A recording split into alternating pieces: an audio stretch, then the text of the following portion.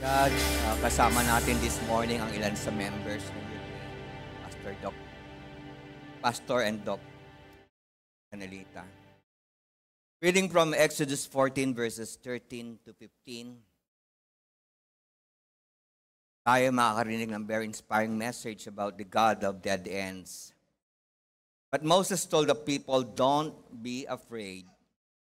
Just stand still and watch the Lord rescue you today." Lahat na magsabing, watch the Lord rescue you today. Sino rito ang gusto magpasagip kay Lord? Sino man dito ayaw magpasagip? Meron magano, no? Nasagip mo na, maayaw pa. The Lord Himself will fight for you. Just stay calm. Lahat magsabi, sabihin sa katabi mo, relax ka lang. Chill ka lang, cool ka lang. Huwag masyado mabalisa, huwag ka masyado matakot. Laban ni Lord ito, hindi natin laban. Then the Lord said to Moses, "Why are you crying?" Tanong mo katabi mo, umiiyak ka na ba? Umibigay ka na ba?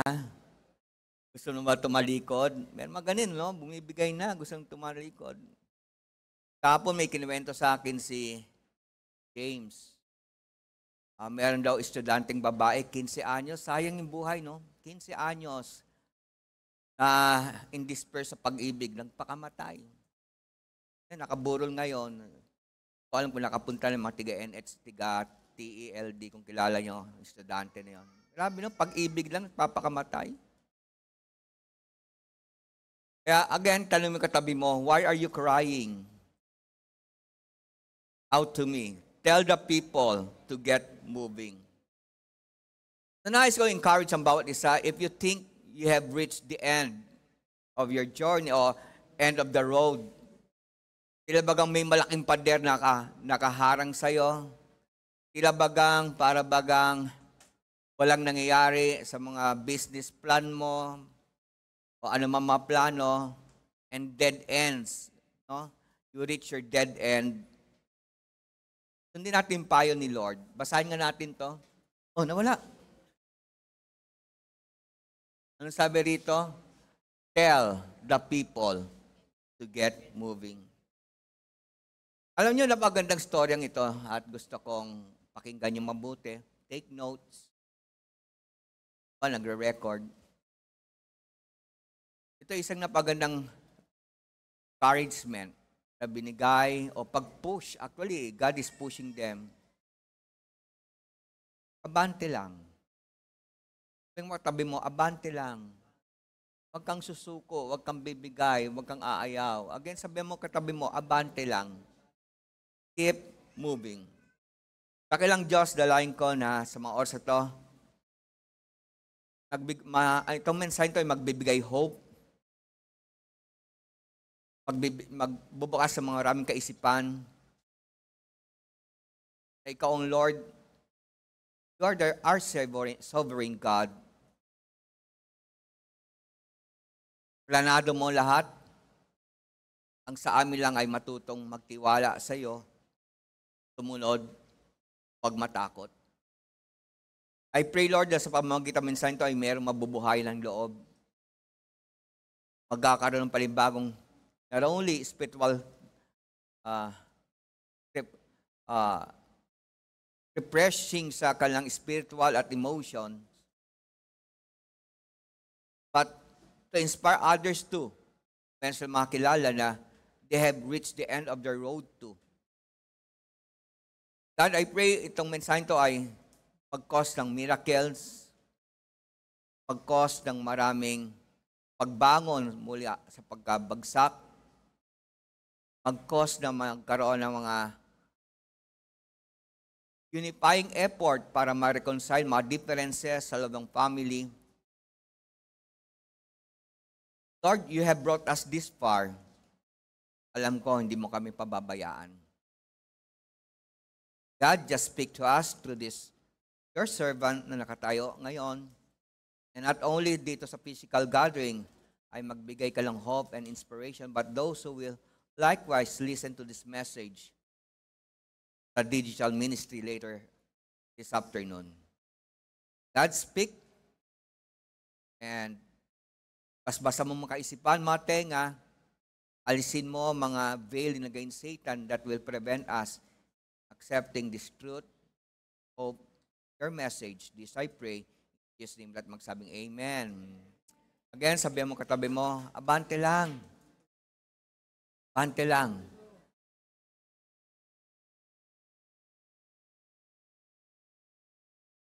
So sa nabasa natin dito sa chapter na to, chapter 14, kino-comfort ni Lord ang mga Israelite at sinasabi sa kanila, hindi nyo laban ito, I shall fight for you. But God cannot fight their battles not until they would move forward. Ito yung problema ng maraming mga nagsasabing mananampalataya daw sila. They expect na may gagawin ng Pangdiyos, pero wala namang ginagawa. Para pag naghihintay na lang na ang Lord gagawa lang ng bagay. Naalala ko yung we were going sa mabigat na struggle at nakikitira kami sa biyanan ko sa Donggalo. Sabi ng biyanan ko, sa Diyos ang awa, pero sa tao ang gawa. Naniniwala ba kayo ron? Dapat lang maniwala. Hindi naman pwede si Lord lahat. May gagawin din tayo. Hindi naman pwede forever. Sasandalan ka na lang, no? May gagawin ka rin. Sabi mo, sa katabi mo, may gagawin ka rin. At ito yung sinasabi dito, no? Ng ating Pangdiyos. Tell the people to get moving. So, ibig sabihin, yung pangako ni Lord na He is going to save them, nakadikit ito sa kung anong gagawin ng Israelita. Kinakailangan humakbang sila. Kinakailangan mag-move forward sila. Hindi pa atras, hindi sideway. Marami sa ating ganun kaya hindi lumalago. Ang hakbang ng panampalataya nila, kung hindi pa atras, pa sideway. So walang mag-grow. Kinakailangan abante. Sabi mo katabi mo, abante lang ng abante. Kahit mahirap. Then, kung aabante ang mga Hudyo na na-trap, mamaya later on, no, makikita na yung storya, na-trap talaga sila. Sabi ng Pangdiyos, abante lang. So they have to move forward in their faith. God will fight for His people as they walk in faith and obedience to His word. Gets nyo ba? Naintindihan nyo? Ipaglalaban ka lang pang Diyos kung hahakbang ka sa panampalataya. Huwag kang aasa na ipaglalaban ka ni Lord kung walang faith sa iyo, kung hindi ka hahakbang. Naalala ba yung kwento about sa pangingisda ng mga disciples ni Lord? Wala sila mahuli. Tandaan nyo, mga experience to. Kung experience yan, alam nila kung saan sila maghuhuli. Profession nila yung mga isda. But it seems they reach the end of the road. Wala sila mahuli. Salamat, dumadating si Lord. Ganun parating ginagawa ni Lord. Sa panahon na you feel you are hopeless, biglang nagpaparamdam si Lord. Although nandiyan na siya.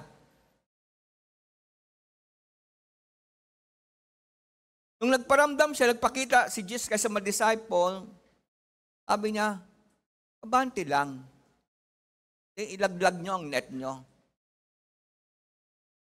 So narito kapatid, professional, experienced fishermen, but they reach the end of their road. Wala silang mahuli. Buti lang nakinig sila kay Lord. At magsabing, makinig ka naman. Ang hirap sa'yo, ginigit mo parati gusto mo eh. Yun ang giging problema na maraming mga nagsasabing may faith sila. May faith sila, pero ginigit yung gusto nila. So you contradict. No, kung pwede na labanan mo ang Pangdiyos. At nung sila'y sumunod, ano nangyari? Di ba nakahuli sila maraming isda? So ganito rin sa storyang ito. They reached the end. Their dead end. Kaya tandaan nyo, God is a God of dead ends. Amen? God is a God of dead ends. So God will fight for His people as they walk in faith and obedience to His word. Sa Psalms 35 verse 1, ang ganda lang sinabi ng ng salita ng Diyos. Oh Lord, oppose those who oppose me. Fight those who fight against me. At dahil dinigtas ng Diyos sa mga Israelita, nagkaroon ng matinding takot ang mga Israelite sa ating pang Diyos. Exodus 14:31, when the people of Israel saw the mighty power that the Lord had unleashed against the Egyptians, they were filled with awe before Him. Then, anong ginawa ng Israel? Nung nakita nila yung kagilag-gilag sa bagay na ginawa ng Diyos, they put their faith in the Lord and in His servant. So, dapat ganito parating istorya ng buhay natin. Pagka meron kang nakita ang Diyos na ginawa sa buhay mo, dapat magpapagrow sa faith mo yan. Dapat lalo kang didikit sa Kanya. Nagparamdam na nga siya eh. At hindi unfair si Lord. Sa lahat sa atin, may pinakita na si Lord. Maring to dreams, to vision, nagparamdam. Kapatid, ano pa ba ang kailangan natin para maniwala kay Lord?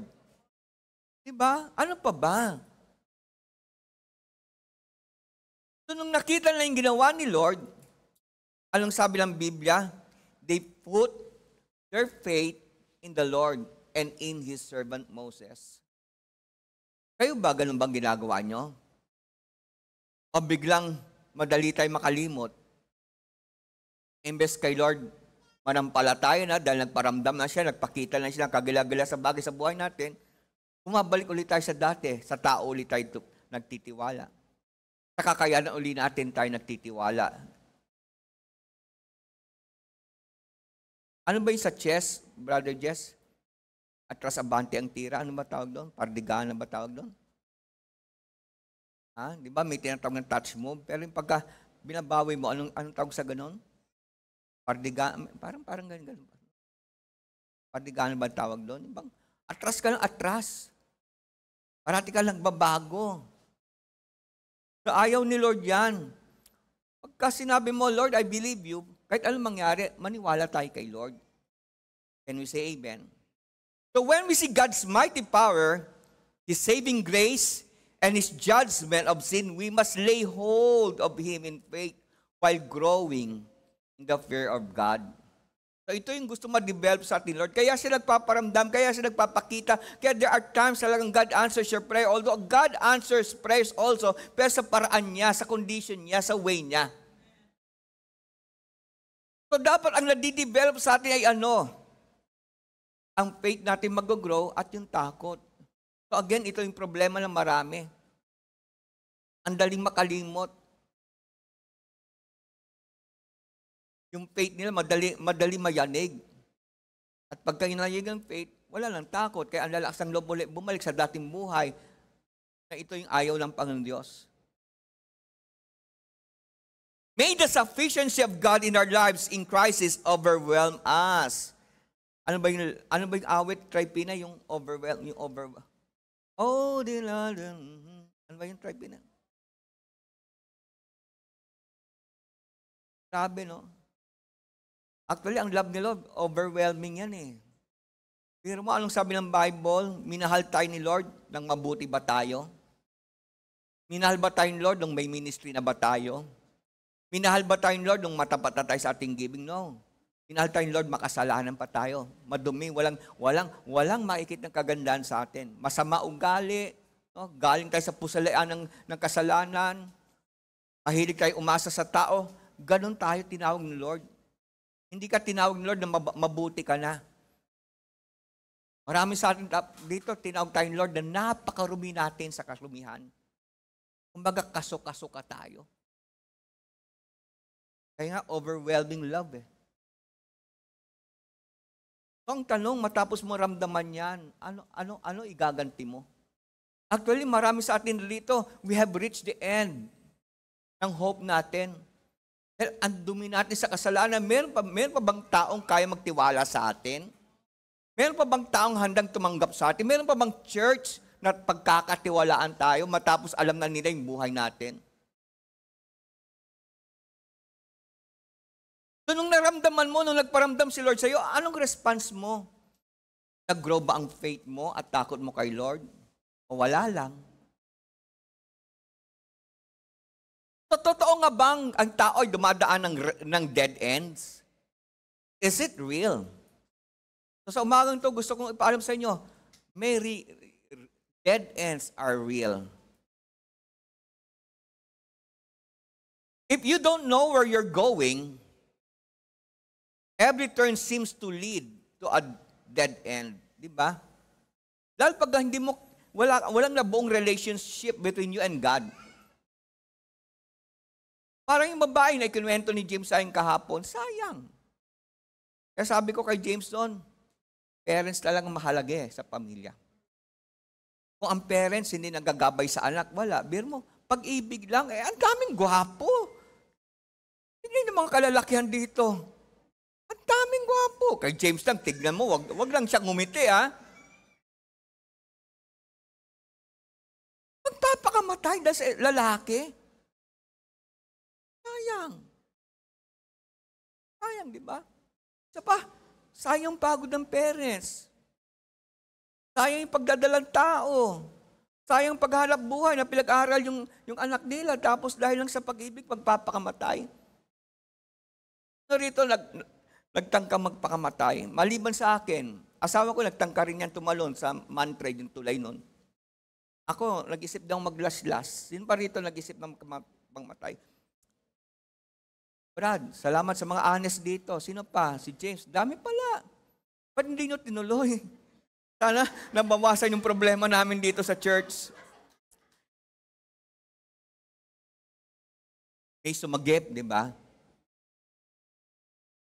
May sumagip. So, alam ko marami sa atin dito, no, sa work, sa business, para bang ayaw mo na mabuhay. So, dead ends are real. Totoo ito. Sabi mo katabi mo, totoo ito. Hindi ito gawa-gawang kwento lang. Nangyayari sa lahat yan. Parang ayaw mo na mabuhay. Actually, ang ibang ang resulta ng dead ends, hindi na lumalaban. Bahala na kung may kakainin bukas o wala. Sino sa inyo lang nangas ganyan? Bahala na. Parang wala na yung gana. Wala na yung sigla. Bahala na. Kaya iba nga, hindi na nga nagsisikap. Biro mo, 10 years, minimum wage pa rin ang sweldo. Hindi na sila lumalaban kasi. Bahala na. Salamat, may trabaho. Ganun na lang ba? Parang wala kang Lord. Pag ganon, ang takbo ng utak mo. May marami rin tayo makikin ng magandang storya. Dito, may graduate. Sa college. Ang laking problema ng magulang. Actually nga, nagulat ang magulang, graduate ito eh. Hindi wala talaga. At marami pang gagraduate dito ng pangit ang storya ng magulang. Lumaban sila eh. So dead ends are real.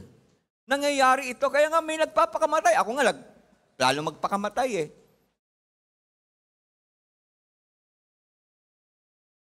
So if you don't know where you are going, every turn seems to lead to dead end. Lalo kung hindi mo kilala si Lord.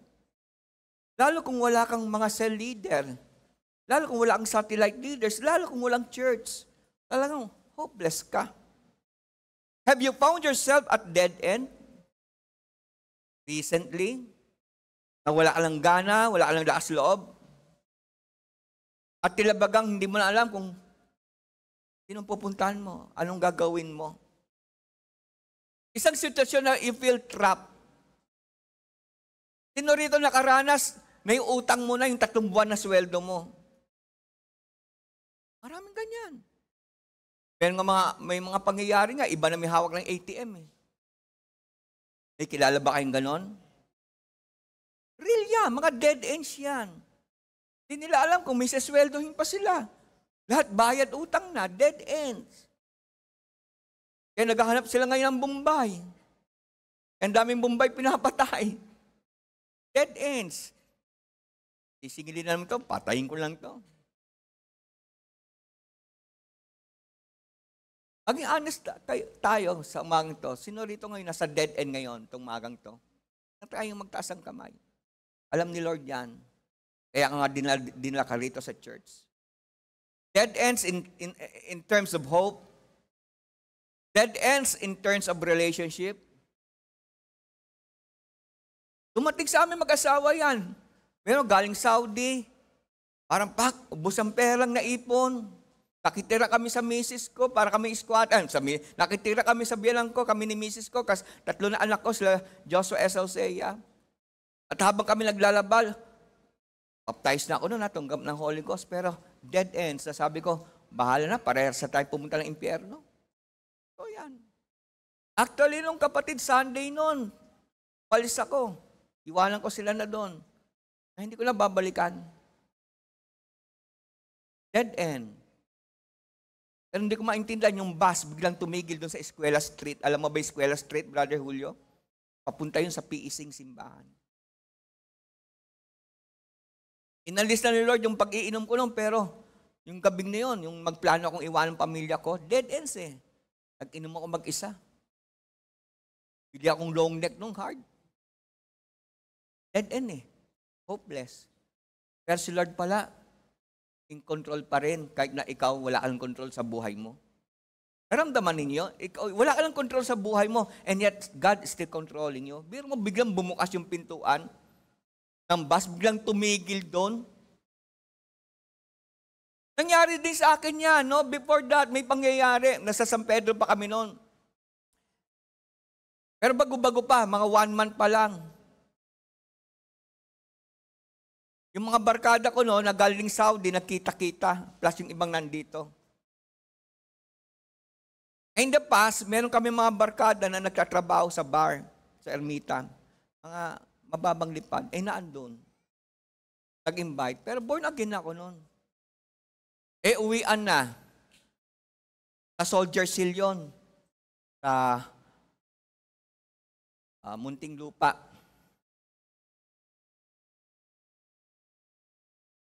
Sabi nung mga barkada namin, no, kasi marami akong kalokohan nun eh. In-invite kasi nung barkada ko noon, na nag-Saudi rin. Sabi ko, sige, bababa lang ako dyan sa gate kasi yung paglabas ng gate ng soldier here, pagka kumanan ka noon, pabalik na San Pedro nung bahay. Pagka kumaliwa ka naman, pabalik ng Alabang, then papunta ng EDSA. Sabi ko, dyan ako bababa. Nagsalita isang babae na hindi, sumagot pala isang barkada, born again na yan, okay lang. Yung babae sumagot, kasi alam mo, pagka-Kristiyano ka, naging gwapo ka eh. Sabi ng babae na sa ermita trabaho, hindi, gagawin ka namin born again. Ninervyos na ako. So yung barkada ko, parang na-influensya doon sa sinabi ng babae. Ang bilis na ng takbo niya. Kumanan na. Hindi. Soldier Seal, kumaliwa, papuntang Alabang. Kasi pagka kumanan, balik ng San Pedro. Ang bilis. Pero sa hindi maintindihan ng kalagayan God is a God of dead ends. Pag ikot yung ganun, biglang bumukas yung pintuan ng car. Walang nagbubukas nun ha. True story to. Bumaba na ako. Dali-dali akong bumaba.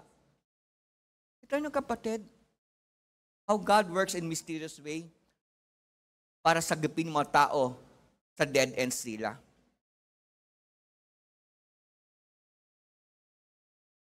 So kapatid, kung sakali man sa umagang to ay meron, it seems, dead end ka na sa relationship sa anak mo, sa asawa mo, sa parents mo.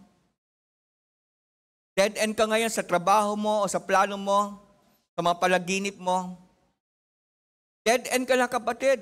Sa desire mo, itigil. Yung bisyo mo, pero yung strong urge, bumabalik. Dead end ka sa finances, talang bagsak. Maring iba sa inyo, hindi nyo alam anong pamasahe nyo bukas, papuntang work. O maring nandito ka ngayon dahil gusto mo nagpaalam kay Lord. Lord, huling simba ko na ito. Ano sa inyo naka-experience na gano'n? Nagsimba ka hindi para magsamba, kundi nagsimba ka para magpaalam kay Lord. Lord, ayoko na. O yung totoo lang, sino ngayon nandito para magpaalam? O baka maraming sinungaling ngayon.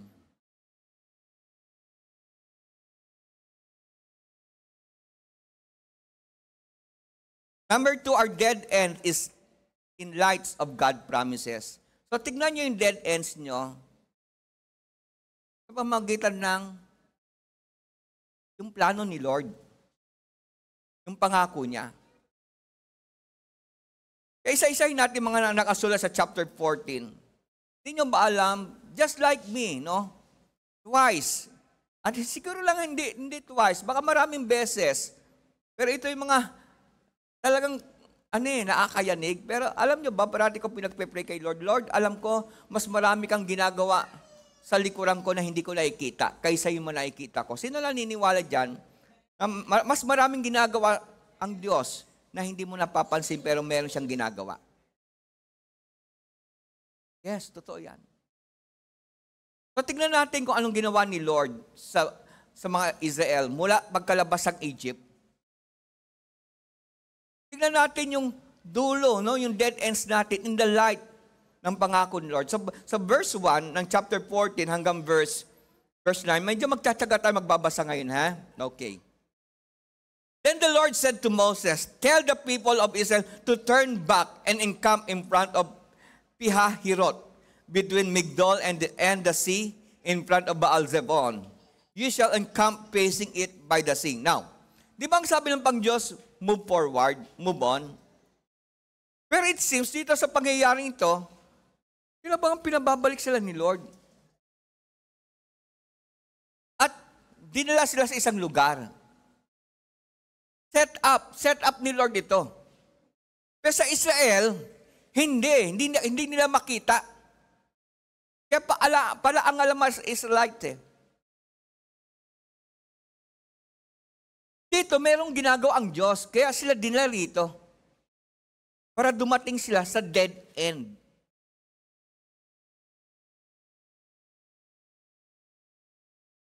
Verse 3, for Pharaoh will say of the people of Israel, they are wandering in the land, the wilderness has shut them in. So binalik sila ni Lord sa isang lugar para ma-set up sa isipan ni Pero, oy, naligaw na sila. Gusto lang pang Diyos na maisip ito ni Pero. Naisip ni Pero na para bagang naliligaw ng Israel.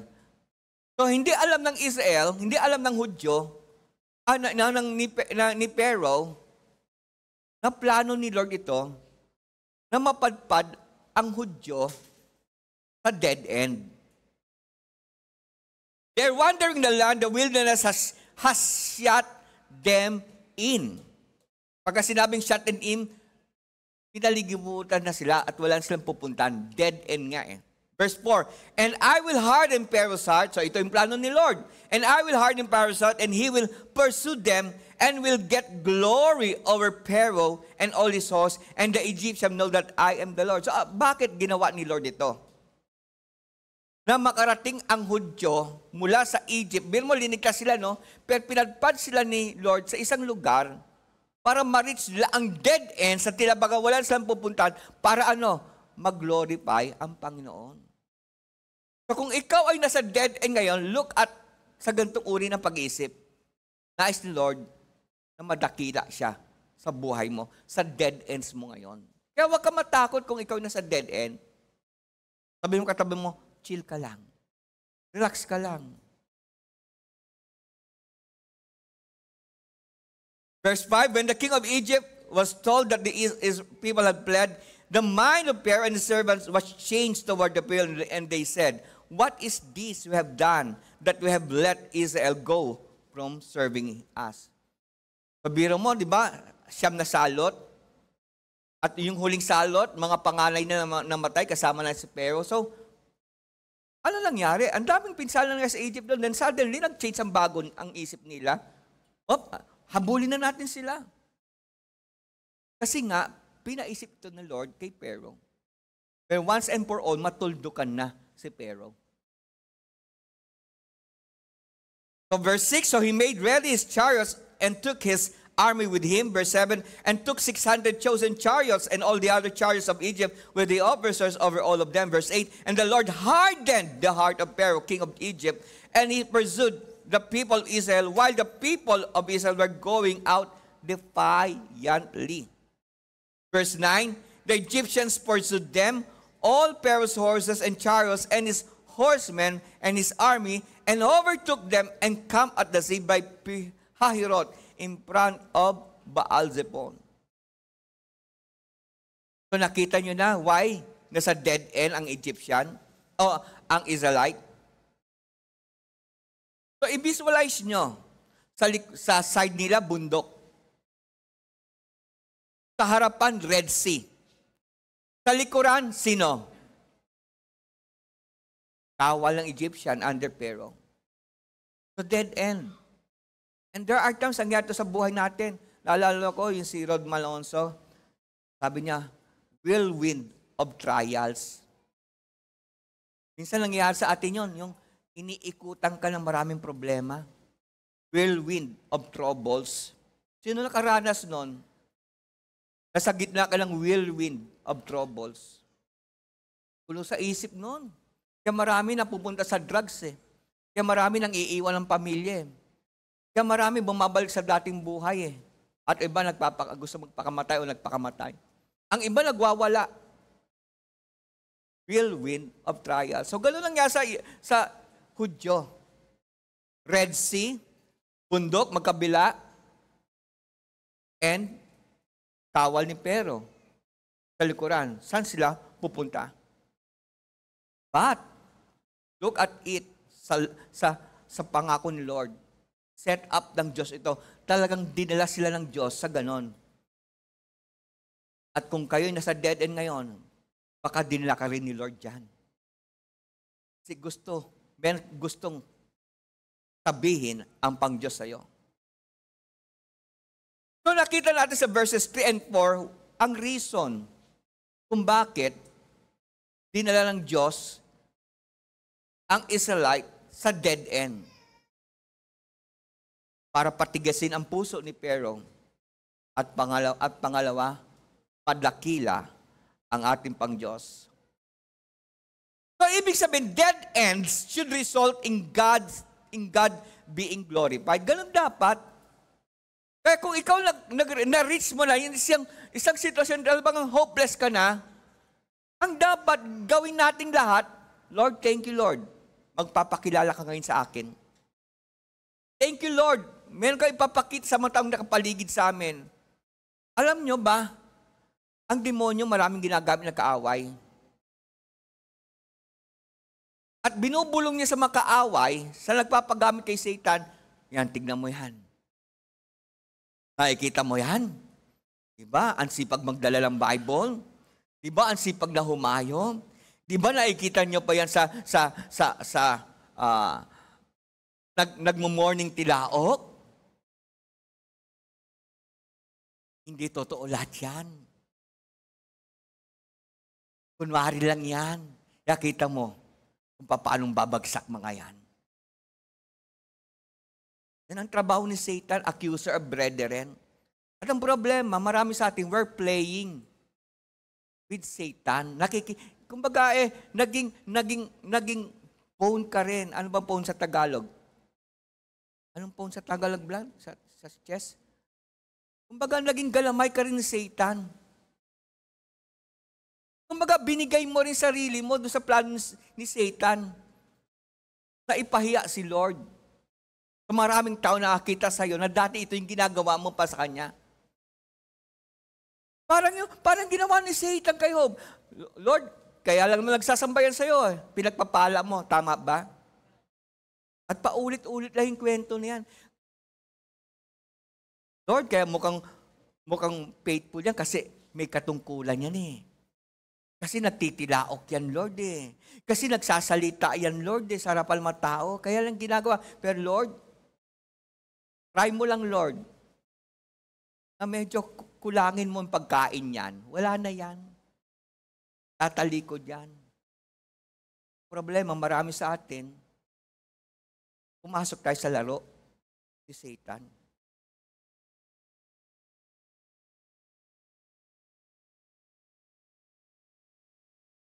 Kaya sa atin, sakaling you feel hopeless, you feel ang pamilya mo ay nawawasak na, ang relationship mo with your husband or wife, talagang nasa dead ends na, mukhang maghihiwalay na, mukhang maglalayas ka na. Sino rito nakaranas lumayas? Karanasan ko rin yun.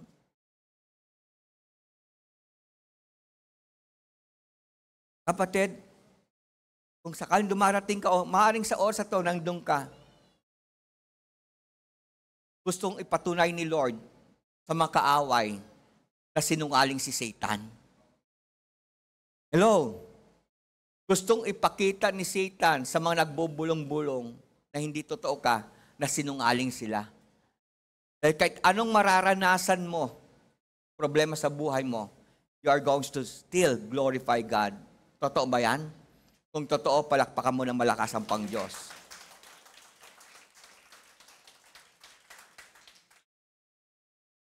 So, naging pasya ni Pero nung nakita niya na nasa dead end ng ang Israelite, talagang inudyukan siya ng Pangdiyos na talagang humabol. But God is working behind the scene to accomplish His sovereign purposes. God's word wants to assure those who trust Him that our dead ends are God's design. Plano ni Lord yan. Sabi mo katabi mo, plano ni Lord yan. Kaya huwag ka matakot, huwag ka mga mamba. Plano ni Lord yan. Hindi nyo alam, pati maaaring pastor nyo ginagamit. Halimbawa, nasa discipline ka ngayon yan. Ngayon. Plano ni Lord yan. Inudyok yan sa atin. Para madakila ang Pangdiyos, para ma-expose ba sinungaling na hindi ka totoo. Sabi mo katabi mo, di ba totoo kang anak ni Lord? Kaya huwag mong bigyan ng dahilan ang mga kaaway ng katotohanan na pagtawanan ka. Amen? There is no mistake. Ang ganda nito mga kapatid, basahin natin. There is no mistake that you can make that God has not allowed as part of His purposes in your life. Kahit kamalian natin, pwedeng gamitin ni Lord yan. Sino rito maraming maling desisyon? Failures.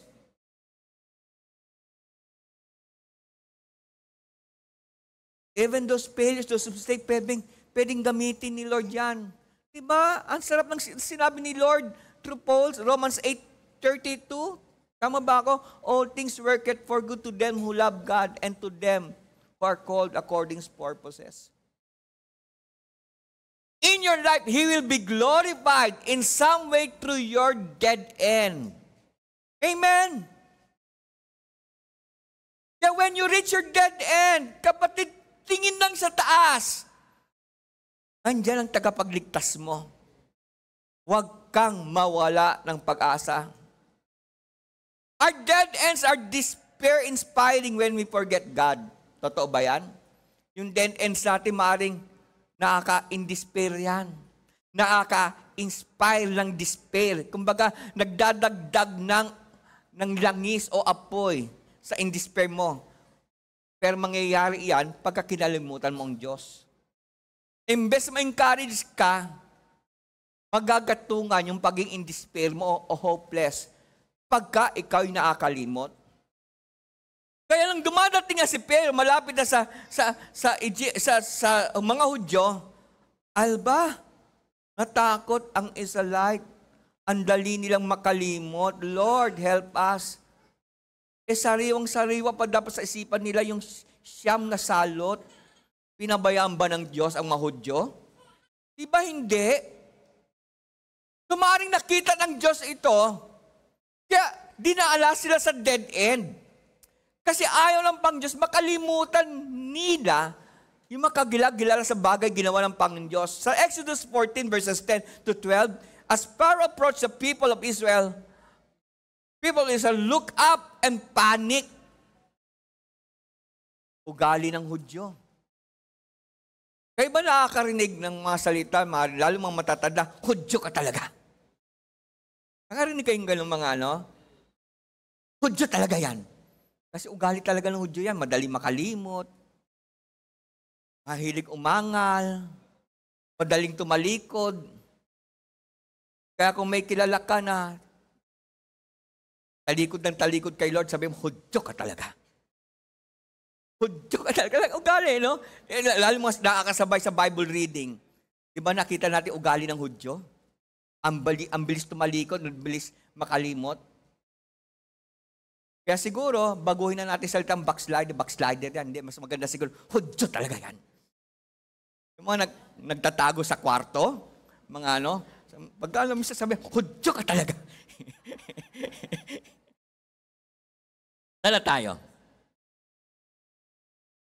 And they panicked when they saw the Egyptians overtaking them. They cried out to the Lord. Kaya madaling umangal, madaling umayak. Sabihan mo, Hudyo ka talaga. Ugali kasi mo Hudyo yan eh. Yung madaling magpanik, madaling mawalang pag-asa. Yung iyak ng iyak, angal ng angal.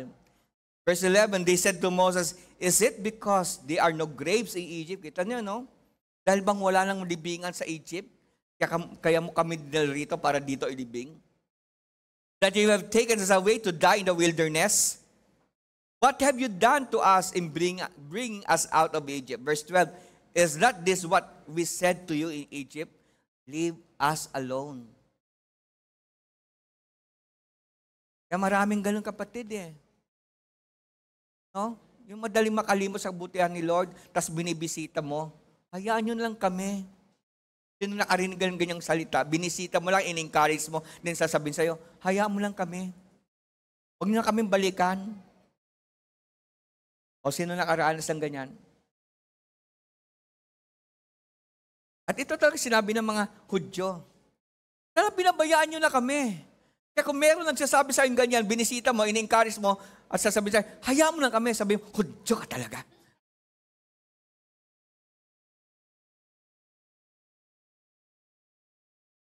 Ano ako natapos? For it would have been better for us to serve the Egyptian than to die in the wilderness. Ang sakit noon, kapatid, lalo pag lumalabas sa bibig mo. Naging born again pa ako, ganito lang pala mangyayari. Nagsisimba pa ako, ganito lang pala mangyayari. Naging leader ako, ganito rin pala ang buhay. Kira pala magkaroon ng ministry, dapat marami kang pera. Kapatid, kakatakot pagka sinasabi mo yon. Parang kang ungrateful, parang kang walang tiwala kay Lord. Anong sasabihin natin pag nakarinig na yung mga salita? Hudyo ka talaga. Okay. Kaya from the point of view ng mga Israelite, at kung titimbangin nilang lahat ng bagay, para bang very ungrateful eh. Para mas gusto pa nilang mag-suffer as slave. Para bang gusto nila mas okay pa yung dating buhay nila. Para sa panahon natin ngayon, parang mas okay pa na hindi ka na-baptize sa pangalan ni Lord. Parang mas okay pa na hindi ka nagsisimba. Parang mas okay pa na hindi ka dumadalo sa gawain. Kaysa makakaranas ng ganitong mga problema at dead ends. Now, pag-isipan nyo na mabuti at critical ito. Bakit humabol kaya si Pharaoh? Tandaan nyo, no? Yung pangalan niyang anak, namatay. So, pwedeng pumapasok sa isipan niya, nako, namatay ng pangalan kong anak, baka kasunod na, bunso ko na. Nako, baka pati asawa ko, mamatay na rin. So, hindi natin alam, maaaring pumasok sa isipan. So, just listen. Alam niyo ba bakit, ang isang reason kung bakit humabol si Pharaoh? Although sinet up ni Lord, no? Alala niyo ba yung palabas sila ng Egypt at bago yung araw ng Pasko, yung dumaan yung angel of death? Anong inutos ng Panginoon Diyos through Moses? Pumunta kayo sa lahat mga Egyptian at kunin ang alin?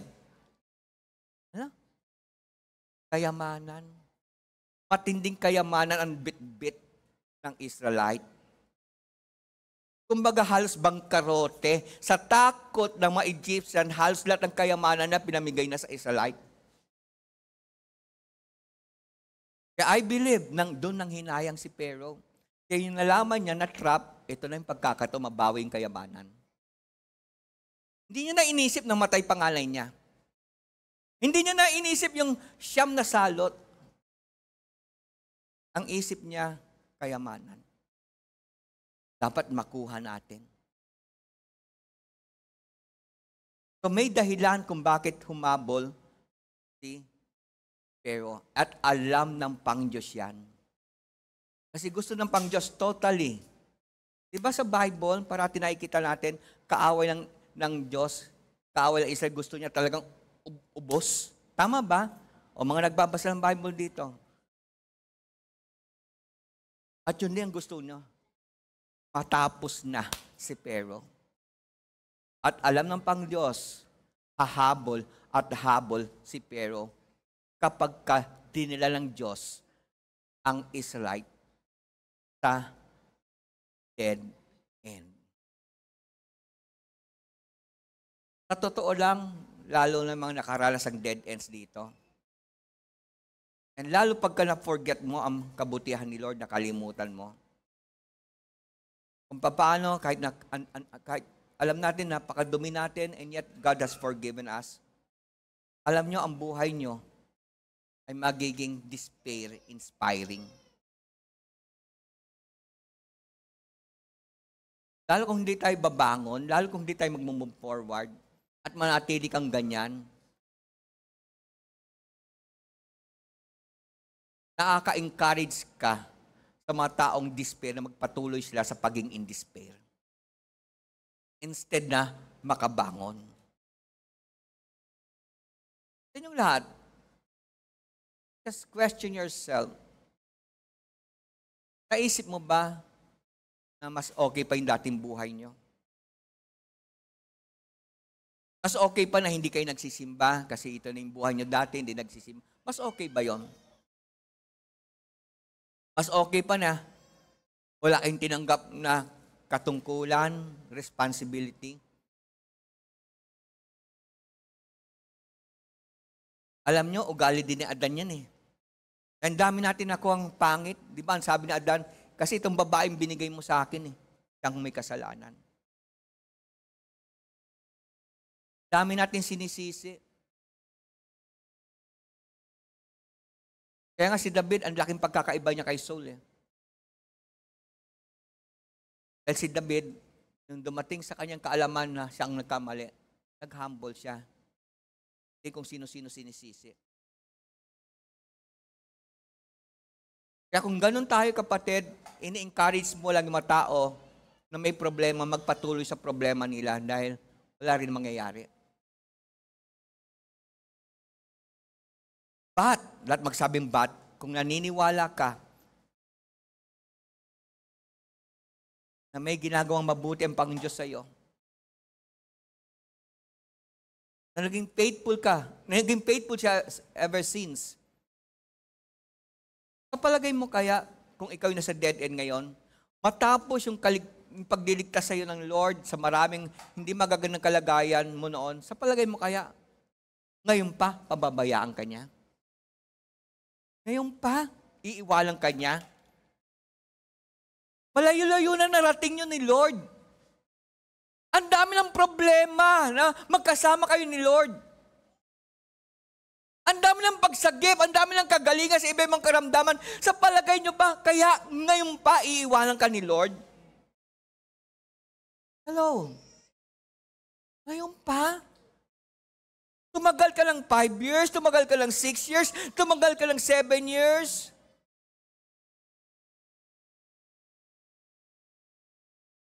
Kanina, God was changing my thoughts kanina. Kasi ang prayer ko, di ba, parati ko sinasabi, activate ang fruitfulness. Actually, kayo, fruits na kayo eh. May fruits na talaga. Ang hinintay lang natin, yung fruits na magkakaroon ng fruits. Pero actually, bunga na kayo. Tulad mga asinas, bunga ng mga arayon, ministry ng arayon. Marami sa inyo rito, bunga ng mga Constantino family. Fruits na yon. Sabi ko, Lord, Oo nga pala, may fruits. Ang hinihintay lang natin, yung fruits, ay magkaroon ng fruits. Nag-gets ninyo? Ang tawag doon ay ano? Multiplication. Pero bunga na kayo eh. Lahat tayo rito bunga na. Ang hinahanap na lang ni Lord, ang hinihintay natin, yung bunga ay magkaroon ng bunga. Ang tawag doon multiplication. Ang tanong ko sa inyo, ngayon pa pababayaan kayo ni Lord? Kami ni Julio, bata-bata pa kami. Ang dami na namin nakita kabutihan ni Lord sa Saudi pa lamang. Kung paano kami liligtas, samantalang iba, ang dami nakukulong dahil sa palampalatayan nila, di ba, Brad? Hindi tayo nahuhuli noon. Kasi pag nahuli ka, anong parusa ng Brad? Di ba, linalatig, oh? Ang dami na nalalalik ko mananampalataya noon, pero yung grupo namin hindi mahuli-huli. Iba ang protection ni Lord sa amin. So, ang tanong ko kay sa'yo, Brother Julio, ngayon pa pababayaan tayo ni Lord?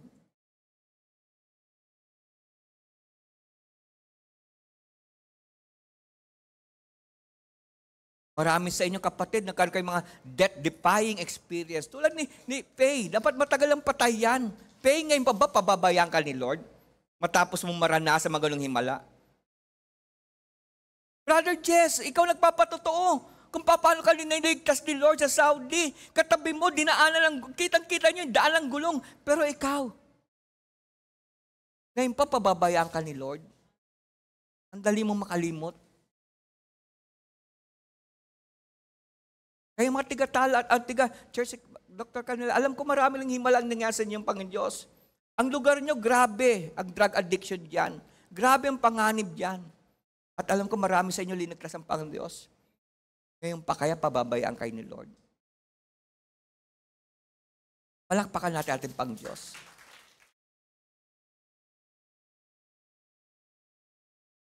So bakit dinala ng Panginoon ang Israelite doon sa lugar na dead end? At ganun din tayo, bakit tayo dadalhin ni Lord sa isang lugar na tinabagang wala ng pag-asa?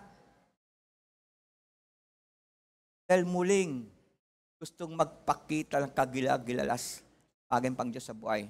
And not only that, God wants to teach sa Israel sa mga himalang ginawa niya. At ganun din tayo, baka nakalimot tayo eh. Baka nakalimot tayo. Baka nakalimot tayo. Kaya sa atin, kung you feel dead end na kayo, ng asawa mo, dead end na kayo magkakapatid, dead end kayong pamilya, dead end kayo sa work, dead end sa business, kapatid, never forget God. Because God is a God of dead ends. Malapit lang matapos, siguro 10 minutes na lang. Kung sakaling nasa dead ends ka ngayon, our dead ends should remind us, God alone is our Savior. Mula sa verse 13 hanggang verse 20, and Moses said to the people, "Fear not, stand firm, and see the salvation of the Lord, which He will work for you today. For the Egyptian whom you see today, you shall never see again." Yung talagang plano ni Lord eh. Tapusin na itong mga Egyptians na to. Anong tayo? Anong verse na tayo? The Lord will fight for you, and you have only to be silent. The Lord said to Moses, "Why do you cry to me? Tell the people of Israel to go forward." Sabi mo katabi mo, trap ka na? Wala kang pag-asa? Abante lang.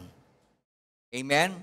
Lift up your staff and stretch out your hand over the sea and divide it that the people of Israel may go to the sea on dry ground. And I will harden the heart of the Egyptians so that they shall go in after them. And I will get glory over Pharaoh and all his hosts, that's his chariots and his horsemen. Verse 18, and the Egyptians shall know that I am the Lord when I have gotten glory over Pharaoh, his chariots, and his horsemen. Verse 19, the angel of God was going before the host of Israel moved and went behind them, and the pillar of cloud moved from before them and stood behind them. Verse 20, and coming between the host of Egypt and the host of Israel, and there was a cloud and a darkness, and it lit up the night without one coming near the other all night. So, Red Sea. Sundalo, ng Egyptian, bundok. Sabi ng pang Diyos, Moses, stretch mo ang tungkod mo. Ano nangyari? Nahati ang Red Sea. Nakatawid sa dry land ang mga kawal Egyptian. Ang Israel. Then humabol ang Egyptian. Biglang nagsarado. Ubos ang mga Egyptian. So God moved them doon sa, it seems, trap na kalagayan. It seems hopeless na kalagayan. Tulad ng pinahintulutan ni Lord sa atin. Para once and for all, ma-rebuke mga tao. Mga taong nagpakapaligid sa akin, sa atin na nagsabi, peke ang faith niyan. Peke ang faith niyan. Gustong tapusin ni Lord yung ganong uri ng pag-isip dahil gusto ni Lord madakila ang ating Pangdiyos. At the same time, maalala natin, God is always so good. Kaya when we reach our dead ends, let us be reminded sa sinabi ng Pangdiyos, fear not, stand firm, and see the salvation of the Lord. Kaya itong sinabi ni Moses sa verse 15, why are you crying out to me? Bakit? Ang dali niyo makalimot. So para bagang sinasabi ng Diyos sa ating lahat ngayon sa umagang to, God is saying, step out. Go, do it. Pray, and then obey. Marami, pray lang pray, walang obey. Pray. Lahat magsabing pray, and then obey. So ang mga dead ends o yung mga hindi magagandang kalagay sa buhay mo ngayon na experience mo will reveal God's power and inspire our faith. So verse 21, basahin natin hanggang verse 31. Then Moses stretched out his hand over the sea, and the Lord drove the sea back by the strong east wind all night and made the sea dry land, and the waters were divided. And the people of Israel went into the midst of the sea on dry ground, the waters being a wall to them on the right hand and on the left. 23, the Egyptians pursued and went in after them in the midst of the sea. All Pharaoh, lahat magsabing all Pharaoh's horses, his chariots, and his horsemen. And in the morning, watched the Lord of the pillar of fire and the cloud looked down on the Egyptian forces and threw the Egyptian forces into panic. Verse 25, clogging their chariot wheels, so that trap na sila, so that they drove heavily. And the Egyptians said, let us flee from before Israel, but too late na. For the Lord fights for them against the Egyptians. Verse 26, then the Lord said to Moses, stretch out your hand over the sea, that the water may come back upon the Egyptians, upon their chariots, and upon their horsemen. Verse 27, so Moses stretched out his hand over the sea, and the sea returned to its normal course when the morning appeared. And as the Egyptians fled into it, the Lord threw the Egyptians in the midst of the sea. 28, the waters returned and covered the chariots and the horsemen of all the hosts of Pharaoh that had followed them into the sea. And not one of them remained. Patay ang lahat ng humabol.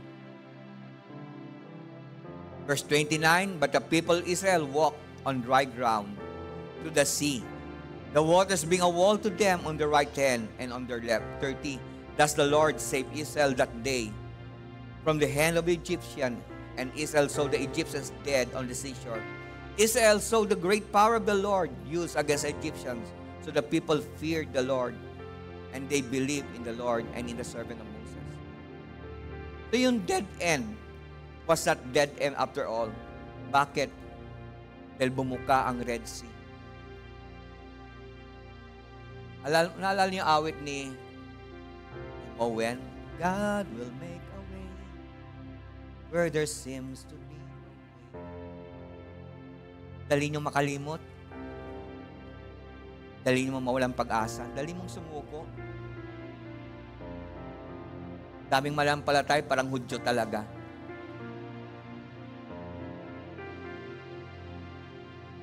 So actually, yung nangyari dito, God brought them to isang opportunity Kasi although nakakita sila ng mga himala sa Egypt, hindi pa sila nakikita ng dagat na nahati. Gusto ipakita. Alam nyo, excuse me, no? Ayaw, wala mang offend. Minsan pang Diyos gusto niya magyabang eh. Gusto niya pakita ang kanyang power. Ang problema, hindi mapagyabang ang pang Diyos sa buhay mo kasi ikaw madali ka matarante. Dali mo sumuko, ang dali mo umayaw. Kaya wala siya mapakita-pakitang kagila-gilala sa bagay sa buhay mo. Ulitin ko, ngayon lang ano sa isip ko, there are times gusto ng Diyos magyabang. Pakita ang power niya. At kung hindi na-trap ang Israelite, hindi sila makita ng dagat na nahati. Our dead ends can reveal God's power and inspire our faith and others. Kaya doon sa mga nagtitiwala kay Jesus Christ, sa ating lahat, paalala, there are no real dead ends. Actually, those dead ends are opportunity. No. Paalala, there are no real dead ends. Actually, they are opportunity. Ba't hindi mo kausapin tatay mo ngayon? Ba't hindi mo kausapin nanay mo? Baka usap lang, ayos na. Diba? Ba't hindi mo kausapin teacher mo? Ba't hindi mo kausapin ang boss mo? Baka usap, ayos na eh. Ang problema, akala mo tapos na. Huli na ang lahat. No. There are no real dead ends sa buhay ng isang malampalataya. Dead ends are opportunity para mapakita ang Diyos ang kanyang kapangyarihan. Again, reading sa Romans 8:28, nasabi ko to sa inyo kanina, and we know that for those who love God, all things work together for good, for those who are called according to His purpose. Alam niyo, true story ito. Basahin natin itong true story na to. Yan nyo pa mga 10 minutes. In 1986, Fortune magazine called 35-year-old Michael Franzese, hindi ko alam kung tamang pronunciation, one of the most powerful mafia bosses in the country. No? So 1986 yan. As part of the La Cosa Nostra, Franzese had grown up in a world of corruption and violence. So alam niyo naman mga mafia, mapatay talaga yan. So ito yung buhay ni Franzese. But after being thrown in prison, nahuli siya dahil sa tax scam. Franzese says this about being locked up in solitary. Ang kasama niya ay Bible. Next, ang sabi niya, I spent 35 months and 13 days in prison. And 29 months and 7 days were in that 6x8 hall, 24 hours a day. 7 days a week, just me and God. I didn't come to God easily. Matigas ang puso niya. I challenged God. I didn't believe. But only God knows how many times I read my Bible. Hindi siya naniniwala agad-agad, pero nagbabasa na siya ng Bible. Kaya doon sa mga hindi pa nagbabasa, hindi sumasabay sa amin. Copy nyo lang. I came out of there believing that the Bible is God's Word and Jesus, my risen Savior. An interviewer went on to ask, so that prison cell was good for you. So yung kulungan pala naging mabuti para sa'yo. Sabi ni Franzese, sagot niya, God saved my life in that cell.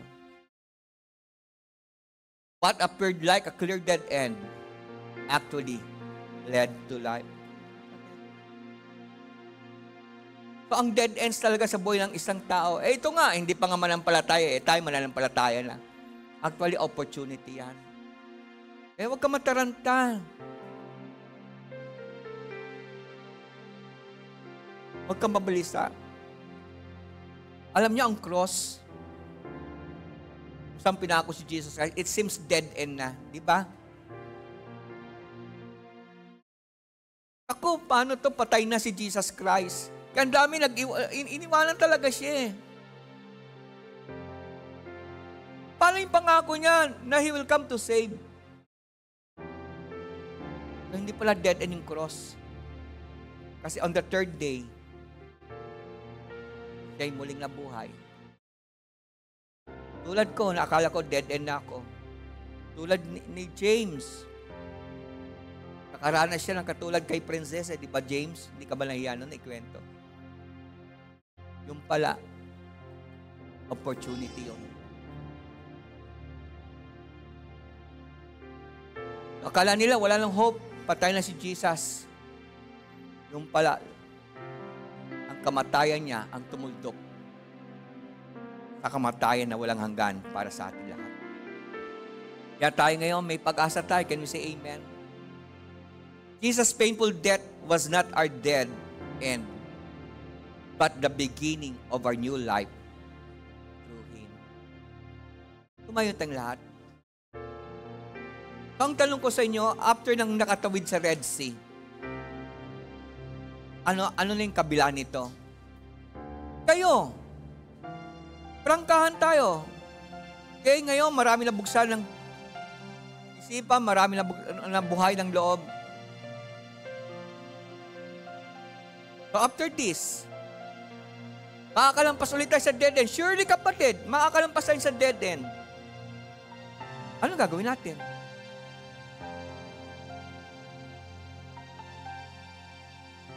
Alam niyo ba, after ng dead end na yun, nakatawid ang Israel sa Red Sea.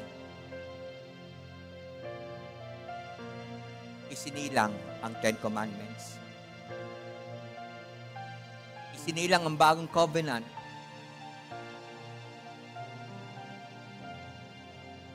So yung dead end na yun, it was not only a call to trust God, but it was a call to the Israelite to keep going. Naalala ko yung palaginip ni Timothy, keep going. It was a call of action. It was a call to live by faith. Ganon din sa atin. Kung sakaling ka-explain ka dead end, sino man sa atin dito? May mensaheng pang Diyos sa'yo. Action.